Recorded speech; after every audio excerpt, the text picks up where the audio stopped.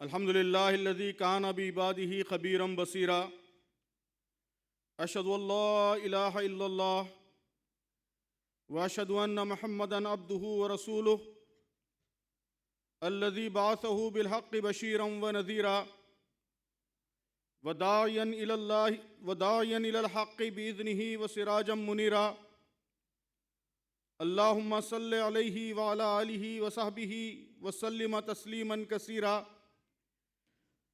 فأعوذ بالله من الشيطان الرجيم بسم الله الرحمن الرحيم وما أرسلناك إلا رحمة للعالمين وقال تعالى فالذين آمنوا به وعزروه ونصروه واتبعوا النور الذي أنزل معه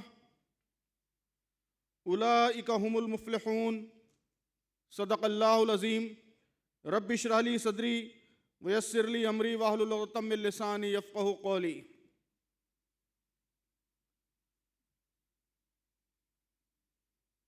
آج کے اس انتہائی اہم خطاب عام کے مہمانان گرامی الشیخ الفاضل محمد ناصر المطیری، الشیخ الدکتور خالد المذکور، الشیخ جمال النوری، اسٹیج پر تشریف فرما دیگر مہمانان گرامی، IMA کویت کے ناظم اعلیٰ اور دیگر ذمہ داران، برادر عزیز جناب ڈاکٹر رضوان رفیقی اور اس عظیم الشان کانفرنس میں شریک کویت شہر کے حوصلہ مند اولو العزم سامعین، بزرگوں، دوستوں، ماؤں، بہنوں اور بیٹیوں، السلام علیکم ورحمۃ اللہ وبرکاتہ۔ الحمدللہ یہ میرے لیے ایک بہت ہی یادگار موقع ہے کہ کویت کی سرزمین پر اس عظیم الشان کانفرنس میں اتنی بڑی تعداد میں آپ حضرات سے خطاب کرنے کا اور نبی کریم صلی اللہ علیہ وسلم کی سیرت کے حوالے سے جو ہر مسلمان کا محبوب ترین موضوع ہے، تو اس محبوب موضوع پر کچھ باتیں عرض کرنے کا اللہ تعالیٰ موقع عنایت فرما رہا ہے۔ سیرت النبی صلی اللہ علیہ وسلم کی ایک لمبی مہم ابھی IMA کویت نے مکمل کی ہے۔ اس دوران بہت سے پروگرامز ہوئے، سیرت کے مختلف پہلو زیر گفتگو آئے۔ نبی کریم صلی اللہ علیہ وسلم کی سیرت، اس کا تعلق نہ کسی مہینے سے ہے نہ کسی مہم سے ہے۔ ہر مسلمان صبح اٹھتا ہے تو اشہد ان محمد رسول اللہ کی صدا سے اٹھتا ہے، اور شام میں بستر پر جاتا ہے تو آخری نماز کے درود کے ساتھ نبی کریم صلی اللہ علیہ وسلم پر درود و سلام بھیج کر جاتا ہے۔ ہماری ہر محفل اللہ کے رسول صلی اللہ علیہ وسلم پر درود سے شروع ہوتی ہے، سلام سے شروع ہوتی ہے۔ ہم اٹھتے ہیں تو نبی کریم صلی اللہ علیہ وسلم کے تصور کے ساتھ اٹھتے ہیں، بیٹھتے ہیں تو آپ کے تصور کے ساتھ بیٹھتے ہیں۔ تو ایسی عظیم شخصیت جس کو اللہ تعالیٰ نے ہمارے لیے اسوہ قرار دیا ہے، نمونہ قرار دیا ہے، اس کو کسی مہینے تک، کسی مہم تک محدود نہیں کیا جا سکتا۔ مہم کا مقصد صرف یہ ہے کہ اللہ کے رسول صلی اللہ علیہ وسلم کے پیغام کو ہم یاد کریں، اس کی یاد دہانی ہو، زندگی بھر اس اسوے سے وابستگی کا عہد ہم تازہ کریں۔ یہی اس مہم کا، ربیع الاول کے مہینے کے سارے پروگراموں کا اصل مقصد ہوتا ہے۔ اللہ تبارک و تعالیٰ نے قرآن مجید میں بیان فرمایا ہے کہ نبی کریم صلی اللہ علیہ وسلم کی سیرت کا اصل مقصد کیا ہے۔ اصل مقصد یہ نہیں ہے کہ ہم سیرت کے خطابات سنیں، سر دھنیں، فخر کریں کہ ہمارے درمیان ایک ایسی عظیم الشان شخصیت گزری ہے۔ دنیا میں قومیں اپنے قومی ہیروز پر فخر کرتی ہیں، ان کا تذکرہ کرتے ہوئے خوشی محسوس کرتی ہیں۔ نبی کریم صلی اللہ علیہ وسلم کی ذات ان سب چیزوں سے بہت بلند ہے۔ اللہ تعالیٰ نے قرآن میں فرمایا ہے کہ آپ کی سیرت کا اصل مقصد یہ ہے کہ وہ روشنی کا مینارہ ہے، وہ زندگی کے ہر موڑ پر ہماری رہنمائی کا سرچشمہ ہے، اس کا سورس ہے۔ لَقَدْ كَانَ لَكُمْ فِي رَسُولِ اللَّهِ أُسْوَةٌ حَسَنَةٌ، کہ رسول اللہ صلی اللہ علیہ وسلم کی زندگی میں تمہارے لیے عمل کا نمونہ ہے۔ تو چاہے ہماری انفرادی زندگی ہو، ہماری فیملی لائف ہو، ہماری سماجی زندگی ہو، ہماری قومی زندگی ہو، ہمارے مسائل ہوں، عالمی مسائل ہوں، قومی مسائل ہوں، مشکلات ہوں، آزمائشیں ہوں، چیلنجز ہوں، مواقع ہوں، ہر معاملے میں سیرت النبی صلی اللہ علیہ وسلم یہ روشنی کا مینارہ ہے، یہ گائیڈنس کا سورس ہے، یہ رہنمائی کا سرچشمہ ہے۔ یہاں یہ ہمارے سوالات کا جواب ہے، ہماری الجھنوں کا حل ہے۔ ہم راستے پہ کیسے آگے بڑھیں، یہ رہنمائی ہم کو سیرت سے ملتی ہے۔ کس موڑ پر ہم کس طرف مڑیں، یہ بات ہمیں سیرت سے معلوم ہوتی ہے۔ یہ ہماری زندگی کا جی پی ایس ہے کہ راستے پر ہم نکلتے ہیں تو جی پی ایس آن کرتے ہیں، وہ بتاتا ہے کہ ادھر مڑیے، ایسے جائیے۔ نبی کریم صلی اللہ علیہ وسلم کی سیرت اور قرآن کریم، اس کی حیثیت ہماری زندگی کے جی پی ایس کی ہے۔ ہماری انفرادی زندگی کا بھی جی پی ایس ہے، ہماری اجتماعی زندگی کا بھی جی پی ایس ہے۔ تو محترم بزرگوں اور دوستو، آج کی دنیا کے حالات یہ ہم سب کے سامنے ہیں۔ تاریخ کا ایک بہت ہی نازک مرحلہ ہے جس سے ہم گزر رہے ہیں۔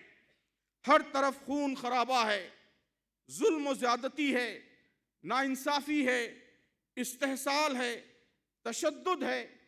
ایک شریف آدمی کے لیے زندگی تنگ ہوتی جا رہی ہے۔ یہاں جو لوگ تشریف فرما ہیں، میں سمجھتا ہوں کہ ان میں سے عظیم تعداد ہندوستان سے تعلق رکھتی ہے۔ ہندوستان کے حالات بھی وہ بھی آپ کے سامنے ہیں۔ بہت سے سوالات، بہت سی الجھنیں ہمارے ذہنوں میں ہیں۔ تو آج کی گفتگو کا موضوع یہ رکھا گیا ہے کہ ان حالات کو بہتر بنانے میں سیرت نبوی صلی اللہ علیہ وسلم سے کیا رہنمائی ملتی ہے۔ ان حالات میں آپ صلی اللہ علیہ وسلم کے نام لیواؤں کے لیے کیا لاہ عمل، کیا اسٹریٹجی، کیا پروگرام، کیا لائن آف ایکشن ہم کو ملتا ہے، اسی بات پر آج ہمیں غور کرنا ہے۔ لیکن محترم بزرگوں اور دوستو، اس بات پر غور کرنے سے پہلے ذرا اس عظیم الشان انقلاب کی یاد تازہ کیجئے جو نبی کریم صلی اللہ علیہ وسلم نے عرب کے صحرا میں برپا کیا تھا۔ صرف 23 برس کے عرصے میں برپا ہونے والا یہ انقلاب، یہ انسانی تاریخ کا کامل ترین اور تیز ترین انقلاب تھا۔ 23 برس کا عرصہ کوئی بہت بڑا عرصہ نہیں ہے، لیکن اس مختصر عرصے میں جزیرہ نمائے عرب کی کایا پلٹ گئی تھی۔ یہ پوری انسانی تاریخ کا تیز ترین، ہماگیر ترین انقلاب تھا۔ اس نے پوری انسانیت کو متاثر کیا، تاریخ کا دھارا بدل دیا۔ قرآن مجید میں اللہ تعالیٰ نے نبی کریم صلی اللہ علیہ وسلم کو سراجم منیرہ کہا ہے۔ یا ایھا النبی انا ارسلناک شاہدا ومبشرا ونذیرا وداعیا الی اللہ باذنہ وسراجا منیرا۔ اصلی سورج کو اللہ تعالیٰ نے سراجم وہاجا کہا ہے اور نبی کریم صلی اللہ علیہ وسلم کو سراجم منیرہ کہا ہے، روشن چراغ۔ کہ آپ صلی اللہ علیہ وسلم تشریف لائے تو دنیا کے اندھیرے چھٹ گئے، شخصیتیں چمک اٹھیں، تہذیب چمک اٹھی، ظلم کا اندھیرا چھٹ گیا، نابرابری کا اندھیرا چھٹ گیا، استحصال کا اندھیرا چھٹ گیا، غلامی کا اندھیرا چھٹ گیا، معاشی تفاوت کا اندھیرا چھٹ گیا، عورتوں پر ظلم و جور کا اندھیرا چھٹ گیا، فتنہ و فساد کا اندھیرا چھٹ گیا، فحاشی و عریانیت کا اندھیرا چھٹ گیا، شخصیتیں چمک اٹھیں، تہذیب چمک اٹھی، جزیرہ نمائے عرب سر سے پیر تک بدل گیا، تہذیب بدل گئی، اخلاق بدل گئے، معیشت بدل گئی، سیاست بدل گئی، لوگوں کے سوچنے کے انداز بدل گئے، طور طریقے بدل گئے، زندگی کے اطوار بدل گئے، لائف اسٹائل بدل گیا۔ صرف 23 برس کے عرصے میں ایک مکمل انقلاب۔ اور یہ تبدیلی کس زمانے میں آئی؟ ایک ایسے زمانے میں جس کے بارے میں سیرت نگار کہتے ہیں کہ وہ تاریخ کا ایک ایسا مرحلہ تھا جس میں انسانیت اپنی خودکشی کی تیاری مکمل کر چکی تھی، ساری دنیا درندوں کی زد میں تھی۔ ایسے زمانے میں اس انقلاب نے ایک نئے دور کا افتتاح کیا۔ It was the inauguration of a new era۔ تاریخ کو ایک خوبصورت موڑ دیا، تہذیب کو ایک نیا بے مثل حسن، بے مثل خوبصورتی، بے مثل جمال عطا کیا، تمدن کو نئی بلندی عطا کی۔ آپ دیکھیے کہ آج کی مہذب دنیا، 21ویں صدی کی مہذب دنیا جن ویلیوز پر فخر کرتی ہے، جن قدروں پر فخر کرتی ہے، مساوات کی قدر، انسان کی آزادی، ہیومن فریڈم، انسان کے حقوق، ہیومن رائٹس، عورتوں کا ایمانسیپیشن، مذہبی رواداری، علم کی لگن، محنت کی قدر، اور اسی طرح جن برائیوں سے نفرت کرتی ہے، نفس کشی، غلامی، رنگ اور نسل کا ڈسکریمنیشن، تو آپ ان ساری خوبیوں کا، ساری اچھی قدروں کا شجر نسب آپ تلاش کر لیجئے، تاریخ کے اوراق کنگالیے، آپ کو معلوم ہوگا کہ یہ ساری اچھی قدریں نبی کریم صلی اللہ علیہ وسلم سے جا کر ملتی۔ اس کا سورس، اس کا سرچشمہ آپ کی ذات گرامی ہے، آپ کی سیرت ہے، آپ کا پیغام ہے، آپ کا لایا ہوا انقلاب ہے۔ نبی عربی صلی اللہ علیہ وسلم کی تعلیمات سے قبل دنیا میں ان قدروں کا کہیں کوئی سراغ آپ کو نہیں ملتا۔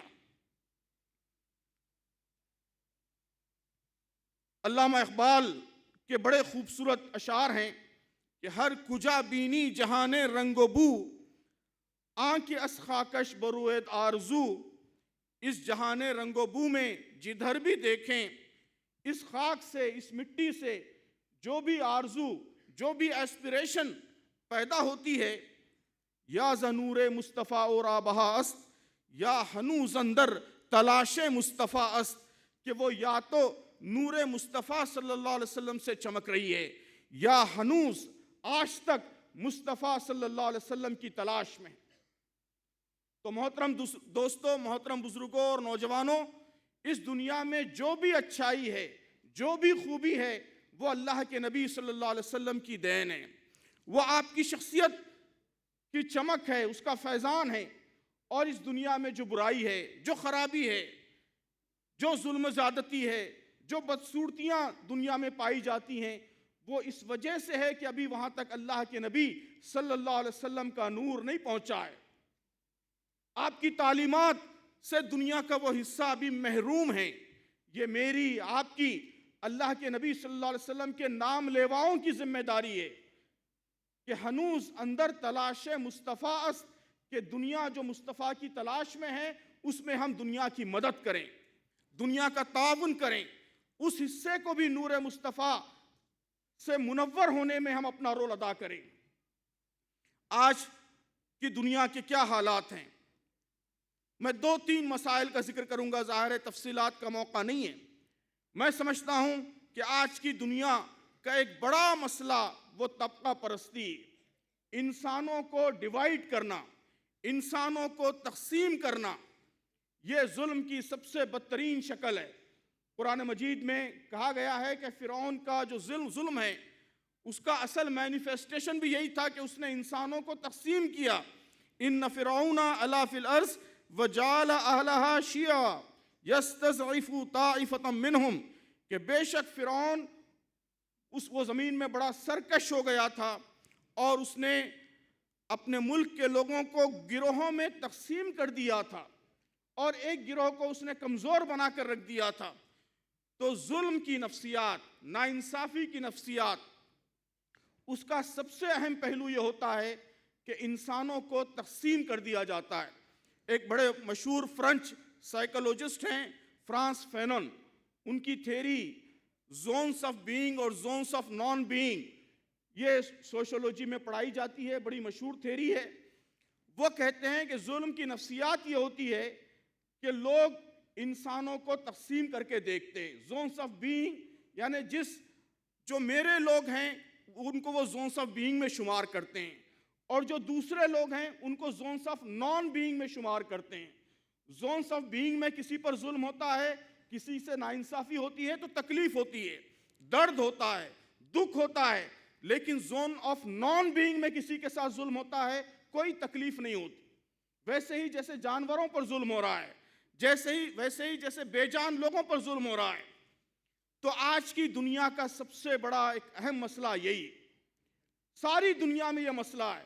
ہم یورپینس ہیں، اگر کسی ایک یورپین پر ظلم ہوگا تو پورا یورپ تلملا اٹھے گا ایک یورپین پر، ایک بچے پر، لیکن وہی ظلم پورے جزیرہ نما افریقہ پر ہوگا، پوری اسلامی دنیا پر ہوگا، پورے بر اعظم ایشیا پر ہوگا، کوئی بے چینی نہیں ہوگی، کوئی اضطراب نہیں ہوگا، اس لیے کہ وہ زون آف نان بینگ سے تعلق رکھتے ہیں، ان کی تکلیف سے ہم کو کوئی سروکار نہیں ہے۔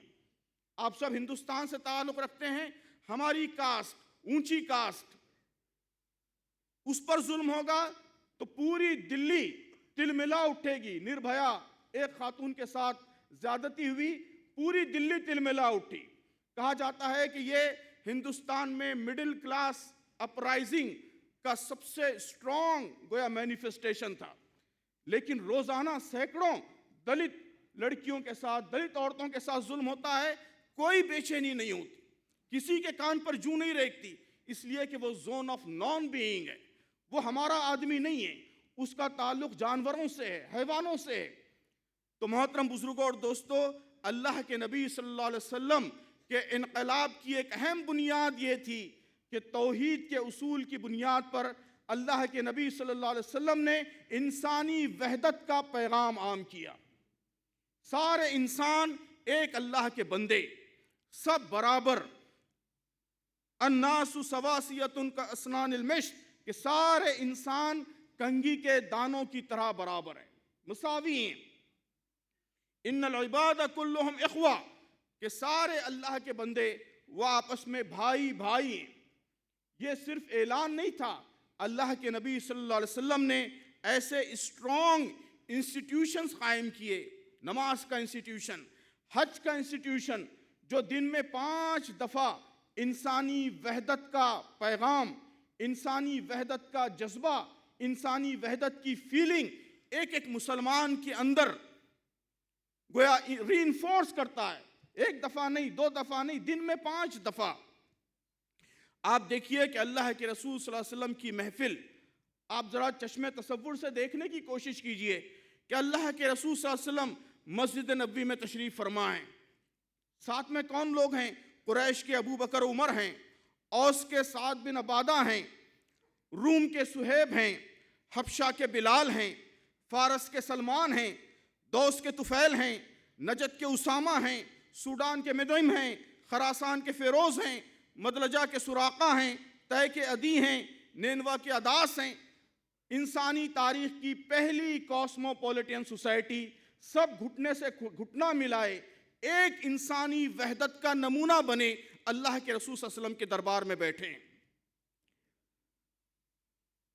اللہ کے نبی صلی اللہ علیہ وسلم نے صرف ذات پات کی تفریق نہیں مٹائی، رنگ و نسل کی تفریق نہیں مٹائی، بلکہ پروٹوکول کی تفریق، یہ بادشاہ ہے، یہ رعایا ہے، یہ بڑا آفیسر ہے، یہ معمولی آدمی ہے۔ آپ صلی اللہ علیہ وسلم نے یہ ساری تفریقات بھی مٹا دیں۔ عبداللہ بن سلام، کہا جاتا ہے کہ یہودیوں کے بڑے سردار تھے، یہودی کہتے تھے کہ خیرنا و ابن خیرنا، کہ یہ ہم میں سب سے بہتر اور سب سے بہتر کا بیٹا ہے۔ عثمان بن طلحہ کعبے کے کلید بردار تھے، پورے عرب میں عزت کی نگاہ سے دیکھے جاتے تھے۔ ہرقل کے دربار میں نمائندگی کرنے والے لوگ تھے، جندل کا بادشاہ تھا، عمان کا حکمران تھا، اور یہ سب لوگ کن کے ساتھ بیٹھتے تھے؟ بلال حبشی کے ساتھ۔ حبشہ کے ایک آزاد کردہ غلام جو مکے کی سوسائٹی میں بہت ہی کمتر مانے جاتے تھے، تو صرف قریش کے بڑے بڑے سردار نہیں بلکہ حکمران، اللہ کے نبی صلی اللہ علیہ وسلم کی شورا کے ارکان، آپ کے بعد خلیفہ بننے والے لوگ، تو پروٹوکولز کی تفریق بھی اللہ کے رسول صلی اللہ علیہ وسلم نے مٹا دی۔ قریش کے معزز سردار، مسلمانوں کے پہلے خلیفہ، رسول اللہ صلی اللہ علیہ وسلم کے سب سے بہترین دوست، عزیز ترین دوست، امیر المومنین سیدنا ابو بکر صدیق رضی اللہ تعالیٰ عنہ، وہ اونٹ کی نکیل پکڑ کر مدینہ کی سڑکوں پر جا رہے ہیں، اونٹ کی نکیل پکڑ کر، اور اونٹ پر ایک نوجوان کم عمر آدمی بیٹھا ہوا ہے۔ خلیفہ وقت نکیل پکڑ کر جا رہے ہیں، اونٹ پر ایک کم عمر آدمی بیٹھا ہوا ہے۔ وہ کم عمر نوجوان کون ہے؟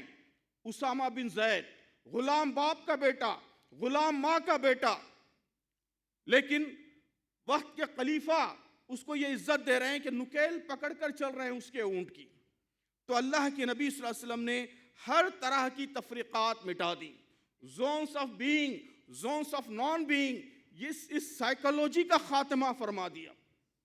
ظلم کے خاتمے کے لیے اس سے بہتر، اس سے ایفیکٹو، اس سے مؤثر کوئی اور طریقہ نہیں ہو سکتا۔ معاشی تفریق آج کی دنیا کا یہ بہت بڑا مسئلہ ہے۔ دنیا میں بے نظیر دولت پیدا ہو رہی ہے۔ کہا جاتا ہے کہ جتنی دولت آج پیدا ہو رہی ہے اتنی دولت انسانی تاریخ میں اس سے پہلے کبھی نہیں پیدا ہوئی تھی، لیکن اس کے باوجود جتنی غربت آج ہے، جتنی بھکمری آج ہے، جتنا افلاس آج ہے، وہ اس سے پہلے کبھی نہیں تھا۔ ہم ہندوستان ہی کی مثال لیتے ہیں کہ ہندوستان کے بارے میں ایک ہی نیوز پیپر میں ایک ہی پیج پر آپ دو خبریں پڑھتے ہیں۔ ایک خبر یہ پڑھتے ہیں کہ اب ہندوستان دنیا کی تیسری بڑی معیشت بن چکا ہے، پرچیسنگ پاور پیریٹی PPP کے اعتبار سے امریکہ اور چائنا کے بعد اس وقت ہمارا ملک دنیا کی تیسری سب سے بڑی معیشت ہے۔ لیکن اسی پیج پر یہ بھی خبر ہے کہ بھوکمری کے اشاریے کے اعتبار سے، ہنگر انڈیکس کے اعتبار سے دنیا میں 121 کنٹریز کی فہرست میں ہمارا نمبر 107 ہے۔ آپ پڑھتے ہیں کہ جو دولت مند ترین انسان ہے، 10 دولت مند ترین لوگ دنیا کے، 10 richest people in the world، تو اس میں سب سے زیادہ تعداد امریکنز کی ہے اور سیکنڈ نمبر پر ہندوستانیوں کی ہے۔ انگلینڈ سے بھی زیادہ، فرانس سے زیادہ، یورپ سے زیادہ، چائنا سے زیادہ، جاپان سے زیادہ، امریکہ کے بعد 10 richest لوگوں میں سب سے بڑی تعداد ہندوستانیوں کی۔ لیکن ساتھ ہی یہ خبر بھی آپ پڑھتے ہیں کہ دنیا کا جو پورسٹ پاپولیشن ہے، غریب ترین آبادی دنیا کی، اس میں 1/3 تعداد ہمارے ملک ہندوستان میں رہتی ہے۔ آپ ذرا سوچئے کتنا زبردست پیراڈاکس ہے یہ، اللہ تعالیٰ کی دی ہوئی نعمتوں کا کتنا مس یوز ہے کہ اللہ تعالیٰ نعمتیں نازل کر رہا ہے، دولت پیدا کر رہا ہے، لیکن اس کے باوجود وہ دولت انسانوں کا پیٹ نہیں بھر رہی ہے۔ کروڑوں لوگ اتنی دولت پیدا ہونے کے باوجود وہ دن میں 2 وقت کی روٹی حاصل نہیں کر پا رہے ہیں۔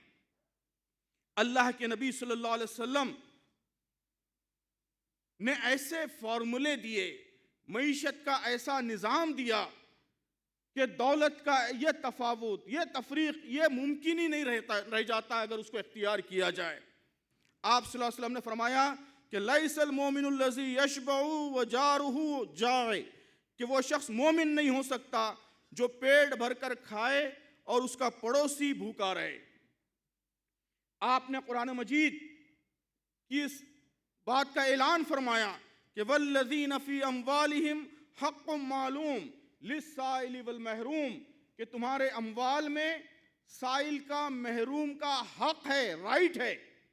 یہ نہیں کہ پنیہ کرو اور ثواب کماؤ، غریبوں کے لیے دان دیا کرو، نہیں، احسان کرو، نہیں، ان کا حق ہے تمہارے مال میں۔ حق متعین کیا آپ صلی اللہ علیہ وسلم نے۔ آپ نے سود کو حرام کیا، زکوٰۃ کو لازم کیا، سٹے بازی کو حرام کیا، وہ سارے طریقے جس کے ذریعے دولت چند ہاتھوں میں مرکوز ہوتی ہے، جس کے ذریعے دولت غریبوں سے امیروں کی طرف آتی ہے، ان سارے راستوں کا دروازہ آپ نے بند کر دیا۔ ایسے اسٹرانگ انسٹیٹیوشنز قائم کیے جس کے نتیجے میں دولت تقسیم ہوتی ہے، امیروں سے غریبوں کی طرف جاتی ہے، معاشی مساوات پیدا ہوتی ہے۔ اللہ تعالیٰ نے جو وسائل پیدا کیے ہیں ان وسائل کا منصفانہ جسٹس بیسڈ استعمال ہوتا ہے۔ آج کی دنیا کا ایک بڑا مسئلہ مذہبی تناؤ کا مسئلہ ہے، religious tension, friction between religious groups, یہ سمجھا جاتا ہے کہ ایک بڑا مسئلہ ہے۔ قرآن مجید کا اعلان ہے، اللہ کے نبی صلی اللہ علیہ وسلم نے اس کو عملاً نافذ کر کے بتایا کہ لا اکراہ فی الدین، کہ دین کے معاملے میں کوئی زور زبردستی، کوئی جبر نہیں۔ آج کی مہذب دنیا زیادہ سے زیادہ جو پہنچی ہے وہ پرسنل لا تک پہنچی ہے کہ اقلیتوں کے پرسنل لاز محفوظ رہیں گے۔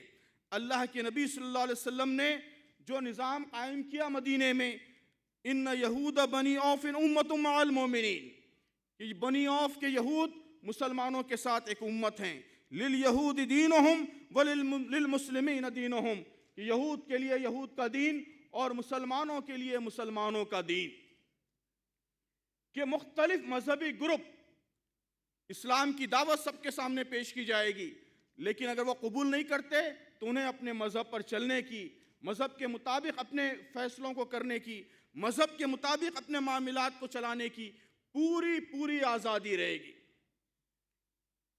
یہ ظاہر ہے کہ مذہبی آزادی کا ایسا انقلابی تصور ہے کہ آج کی مہذب دنیا بھی اس تک نہیں پہنچ پائی۔ یہ 1400 سال پہلے اللہ کے رسول صلی اللہ علیہ وسلم نے مدینے میں کر کے دکھایا، اور اس کے بعد لمبے عرصے تک مسلمان حکومتوں میں یہ نظام، یہ سسٹم جاری رہا۔ آج بھی ساری دنیا کے لیے اس میں روشنی ہے، اس میں رہنمائی ہے۔ محترم بزرگوں، دوستو، مسائل تو بہت سارے گنائے جا سکتے ہیں، لیکن سارے مسائل کے ساتھ سب سے بڑا مسئلہ وہ ہماری بے حسی، انسینسٹیوٹی ہے، کہ ہمارے پڑھے لکھے افراد، ہماری مڈل کلاس، ہمارا انٹلیکچول طبقہ، ہمارا میڈیا، ہم سب ایک پیراڈاکس کے، ایک ہپوکریسی کے، تضاد کے، نفاق کے شکار ہیں۔ کہا جاتا ہے کہ مڈل کلاس مورالیٹی، یعنی مڈل کلاس کا، پڑھے لکھے لوگوں کا سماج کے مسائل کے تئیں حساس ہونا، سینسٹیو ہونا، یہ کسی بھی سماج کے لیے، اس کی ترقی کے لیے ایک لازمی ضرورت ہوتی ہے۔ لیکن ہماری یہ مورالیٹی آج خاص طور پر جب ہمارے ملک کا جائزہ لیتے ہیں تو ایک عجیب پیراڈاکس کا، ہپوکریسی کا، نفاق کا شکار ہے۔ کبھی ہم اچانک ایکٹیو ہو جاتے ہیں، کبھی صدیوں بے حس رہتے ہیں۔ اللہ کے نبی صلی اللہ علیہ وسلم نے انسانیت کو وہ عظیم الشان اصول دیا، وہ عظیم الشان پرنسپل دیا جو اسلامی تہذیب کی اہم ترین خصوصیت ہے، جو انسانیت کا حسن ہے، جو تہذیب کے چہرے کا جمال ہے، اس کا حسن ہے، اس کا نور ہے۔ کیا اصول ہے وہ اصول ہے امر المعروف و نہی عن المنکر کا اصول، کہ آپ صلی اللہ علیہ وسلم نے ہر مسلمان کو اس بات کا پابند کیا کہ وہ برائی کے خلاف اٹھ کھڑا ہو، معروف کے فروغ کے لیے جدوجہد کرے، معروف کا فروغ، منکر کا ازالہ، ظلم کے خلاف جدوجہد۔ یہ گویا لوگوں کے ذوق پر اس کو نہیں رکھا کہ آپ کے اندر ذوق ہے، آپ ایکٹیوسٹ ہیں، آپ سوشلی وائبرنٹ ہیں تو آپ کچھ کام کریں گے۔ سماج کا ایک چھوٹا سا طبقہ جسے ہم ایکٹیوسٹ کا طبقہ کہتے ہیں، وہ سماج کے لیے سوچے گا، سماج کے لیے کام کرے گا، نہیں۔ اگر ہم مسلمان ہیں، اللہ کے نبی صلی اللہ علیہ وسلم کو اپنا پیغمبر، اپنا پیشوا، اپنا رہنما مانتے ہیں، قرآن مجید کو اپنی کتاب مانتے ہیں، تو ہمیں یہ بات ماننی پڑے گی کہ امر بالمعروف نہی عن المنکر ہم سب کی ذمہ داری، میری ذمہ داری، آپ کی ذمہ داری، بوڑھوں کی ذمہ داری، نوجوانوں کی ذمہ داری، ماؤں کی ذمہ داری، بیٹیوں کی ذمہ داری، ہم سب کی ذمہ داری۔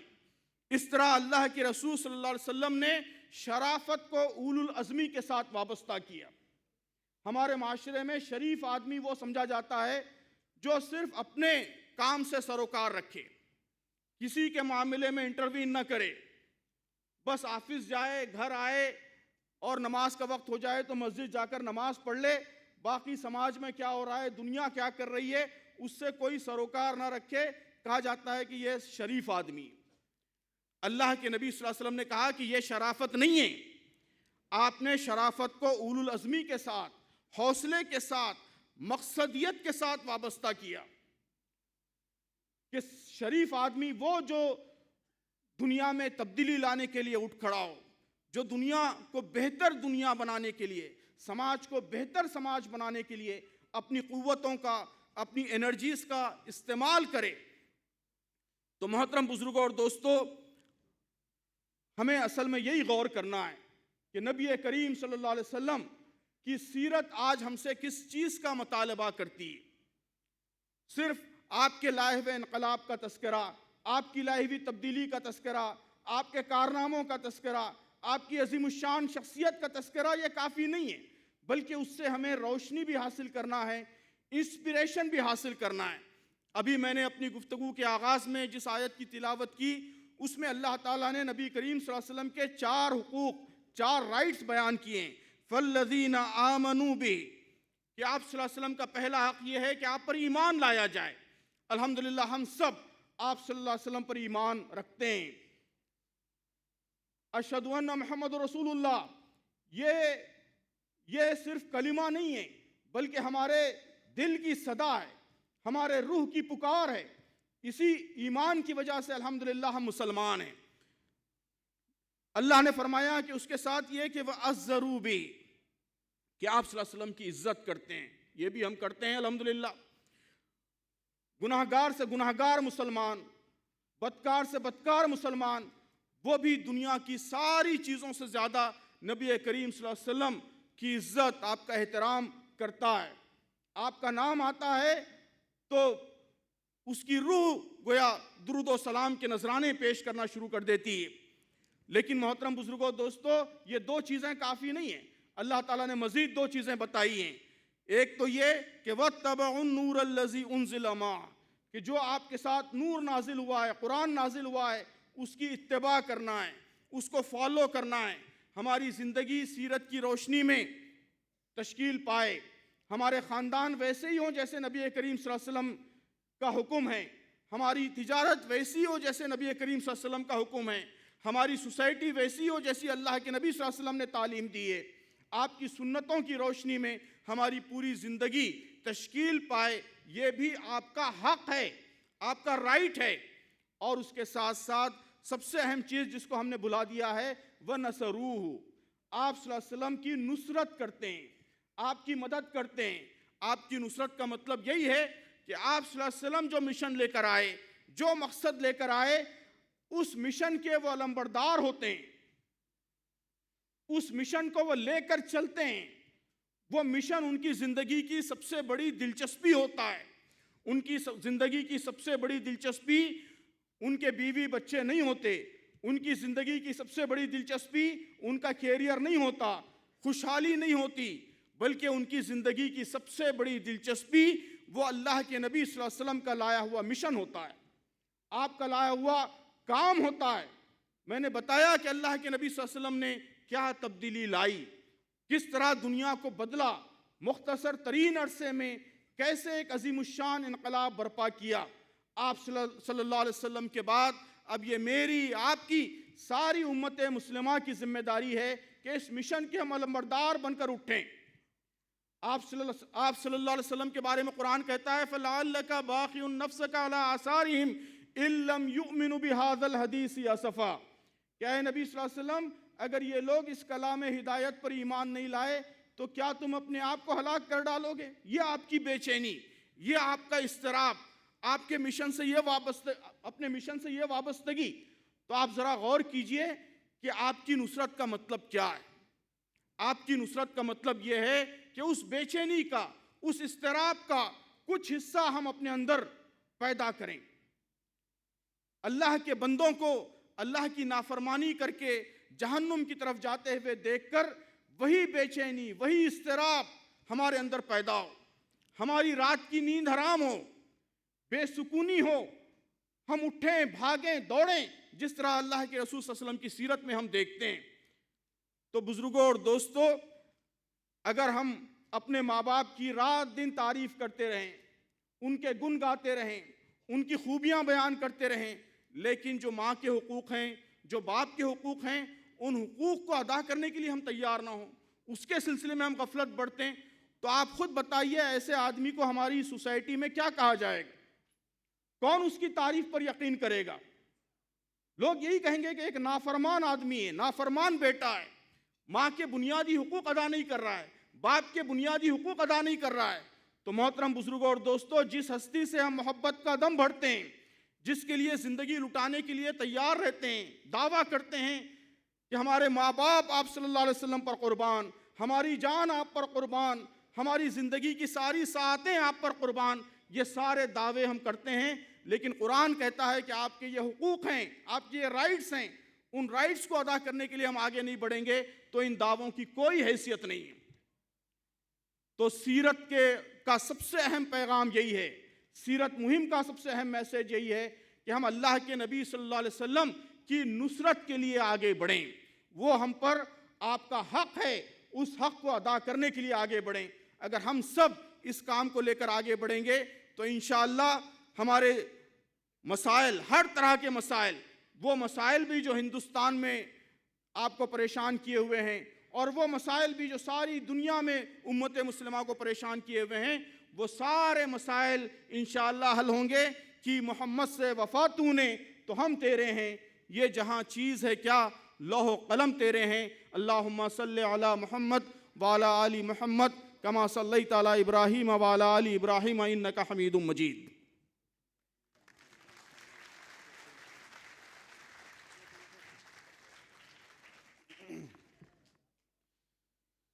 دل سے جو بات نکلتی ہے اثر رکھتی ہے، دل سے جو بات نکلتی ہے اثر رکھتی ہے، پر نہیں طاقت پرواز مگر رکھتی ہے۔ جزاکم اللہ احسن الجزا جناب سید سعادت اللہ حسینی صاحب، آپ نے ابھی ایک زبردست خطاب، عقلوں کو اپیل کرنے والا خطاب آپ نے ابھی سماعت فرمایا۔ ویسے تو ان تمام موتیوں کو ایک جگہ اب جمع کرنے کے لیے ہمارے پاس وقت نہیں ہے بیان کرنے کے لیے۔